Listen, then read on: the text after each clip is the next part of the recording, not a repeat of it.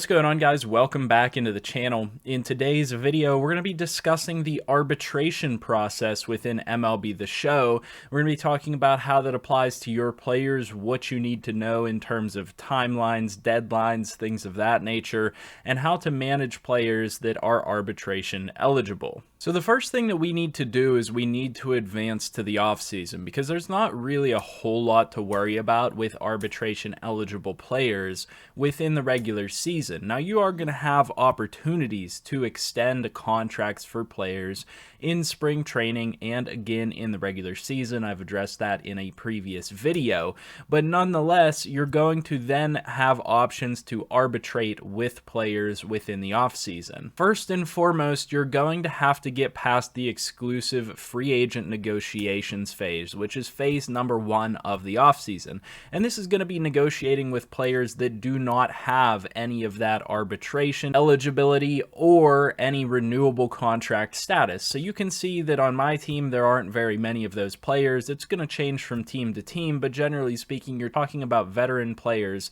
that have gotten enough service time within the league to warrant not being arbitration eligible or anything of that nature. So you're going to have to go ahead and advance to free agency phase 1, which is where you're finally going to have the option to offer salary arbitration.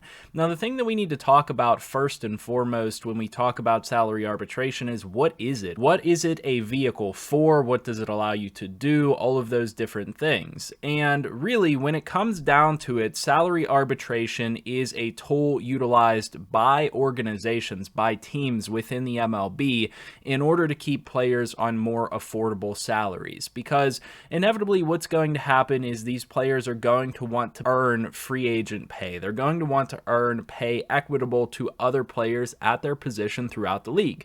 But if you do not have enough service time within the league, you're going to be able to be arbitrated against as a player, and it's going to come down to a third party, the arbiter, that negotiates the contract terms for you. So essentially what happens is the organization puts in a bid of what they feel the player should be earning.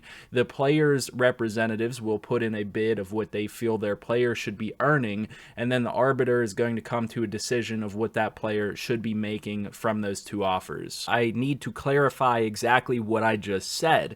I talked about the team submitting a number, the player submitting a number, and the arbitrator picking a number.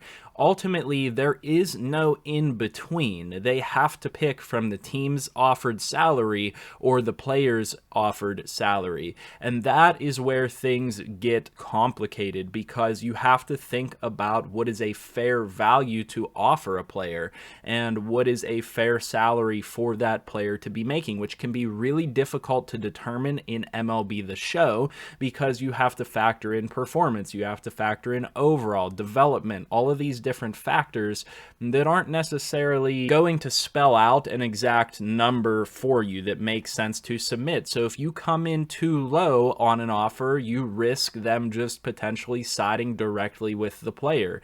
If you come in too high, you may overpay the player or something of that nature. And there's how many different combinations of outcomes that can happen from this.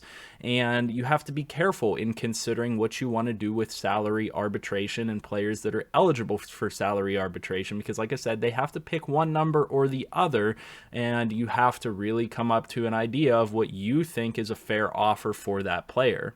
Now, this is where things get interesting. Whenever you actually click on the Offer Salary Arbitration tab at the bottom, you're going to have options to do a variety of things with these players. You can offer them a contract and you can offer them salary arbitration. And that is one of the things that is absolutely key, because you're going to come to a certain point in the offseason where it's going to tell you if you have not offered a contract to these players, then they're going to become free agents. So you need to offer something to these players in order to initiate the process and in order to make sure that the process plays its part. So that can be just simply offering arbitration. Whenever I actually go to actions here, it says the Pirates have not yet offered arbitration to Michael Chavis. You may continue to negotiate with him, but he remains unsigned. You must offer arbitration by November 23rd or he will become a free agent. So technically this is actually telling us by November 23rd, not even the beginning of December, we have to at least offer arbitration or he will become a free agent. So you can continue to negotiate with the player through the entire process and try to get an actual contract signed that is not an arbitrated contract, but nonetheless, at the very least, you're going to want to offer that player arbitration if you feel that these negotiations are going to continue. There are a couple of different strategies you can utilize here, and these things play out differently in real life. You may not want to offer the player arbitration right away because they may come in and say, okay, well, if we're going to go to the arbitration process, I believe that I can get $5 million a year, but if we're negotiating a contract, you're only willing to give me a couple $1,000,000 per year compared to what I believe I can get through the arbitration process.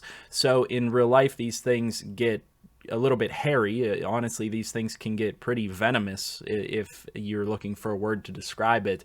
Contentious might be another word to describe it, but within the game, there's not really a penalty for offering both arbitration and negotiating a contract. So what I do for these players is I always offer arbitration at the very least. Now, again, you're going to have to figure out what this player is worth, and you kind of have to make that determination on your own. So for example, Michael Chavis is an 80 overall now. He is only earning $700K. When you look at his stats, he didn't perform very well, so maybe I don't want to pay him much more than $700K. So I'm going to go ahead and offer him arbitration, and I'm going to go ahead and take a look at the contract that he wants if I go to make him an offer, and he wants $5 million a year, depending on how many years I sign him for. $1.7 million if I sign him back for 1 year, 2.2 for 2 years, and that kind of helps me to gauge how much money his side is going to be looking to get in an arbitration process, a minimum of $1.7 million. So if I go to my offer arbitration here, I might say, nah, I don't really think you're worth that much. You only batted .230 for me. You are an 80 overall, which is nice, but I'll offer you $1 million in my arbitration process to get you to come back to the team. And you can see that the notice will pop up there. Michael Chavis has been offered $1 million in arbitration. You may continue to negotiate a contract with him until his arbitration hearing in February. So at the very end of the entire offseason, you're going to finally see your arbitration stuff, and we'll get to that in a moment. But nonetheless, you're going to want to, at the very least, offer them arbitration, but you can continue to negotiate a contract. Let's say I decide, maybe I want to sign him back for $1.7 million, or maybe I want to sign him for 1.5 and give him a better role that might influence him to come back to the team or something of that nature. All of those factors can come into play, and you can certainly also just offer that player a contract and let those negotiation processes play out. And again, whenever we simulate up to November 23rd here, there's going to be a star. You can click on that date and view date significance. It's going to say November 23rd is the final day to offer salary arbitration to eligible players. If arbitration is not offered, they will become free agents. So I want to show you guys that I've offered arbitration to the top 5 players here, but otherwise I'm going to let these other 4 or 5 players at the bottom walk. So we'll go ahead and simulate through that date, and you'll see that those players have dropped off of the arbitration negotiations. However, to this point, you will still have the option to negotiate a contract with these players. I can go in and make an offer, and it's going to tell me that we offered them $700K in arbitration and things of that nature, but you can still negotiate contracts with them to that point. And again, I think it's worth putting a point of clarification here. At the December 2nd date, it's going to view date significance. It's going to say that by December 2nd, players are going to have contracts tendered to them, or they will become free agents. This includes all players eligible for salary arbitration and contract renewable. Well, one of the things that you need to keep in mind is whenever you offer arbitration to a player, that is technically tendering a contract to them. You're going to go ahead through the other stages of free agency, through the Rule 5 draft, all of that stuff, and you'll eventually come to this February time frame where there are a couple of more significant dates labeled on the calendar. You're going to literally go through 2 months essentially that don't have important dates on the calendar, and you'll eventually, like I said, get to February here. And ultimately, all these stars are going to mean for you are they are going to specifically designate when each arbitration hearing is. So if I go to view date significance, on the 13th here, the Pirates have arbitration hearings scheduled for Mitch Keller and Michael Chavis on this date, and you can continue to negotiate contracts with those players up until that point. The 14th, very similar. We have arbitration hearings for Reynaldo Lopez, and then on the 15th, we have an arbitration hearing for Anthony Alford and Reese McGuire. So that's just stating that they are on those specific dates. If we go ahead and simulate through those dates, it's going to give us the verdict for these players. So today was the arbitration hearing for Mitch Keller. The arbitration panel sided with Keller. His salary for the 2023 season will be $2 million. Then we move on. Today was it for Michael Chavis. They sided with him. It's going to be $1.69 million, $3.4 for Reynaldo Lopez, which is interesting because he played worse than Mitch Keller. And then Reese McGuire, $1.6 million. Anthony Alford, $1.6 million. So you can see that our offers of $700K were essentially rejected for every single player. It says that they essentially performed above that point and they should be paid more than that. That can help give you a little bit of an idea of how to gauge your arbitration offers and where some of these players might land. So really, that's what it boils down to for arbitration. It's kind of a guessing game of where do you want this player's salary to be? Is it worth it to just negotiate out a contract and keep that player around for a couple of years? Or do you want to go to that arbitration process? And really, the other thing to consider is that honestly, all of those arbitration numbers were pretty inexpensive compared to what I would have otherwise paid these players. I mean, Mitch Keller was probably going to get $10 million a year if we negotiate a long-term contract with him. You talk about a guy that had 21 wins. He has high potential. He had a ton of strikeouts this year, a 2.95 ERA. I mean, he was one of the better pitchers in this franchise this season.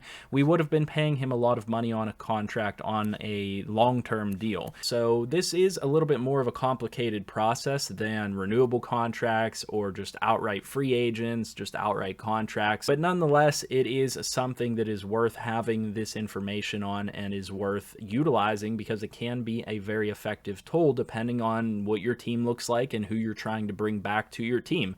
So I do hope that you found this information useful, and if you did, leave a like down below, comment, and subscribe. Thank you guys for 11,000 subscribers. Let's keep going. Let's try to get ourselves to 25K. I'll see you guys in the next video, and as always, I hope you have a good one.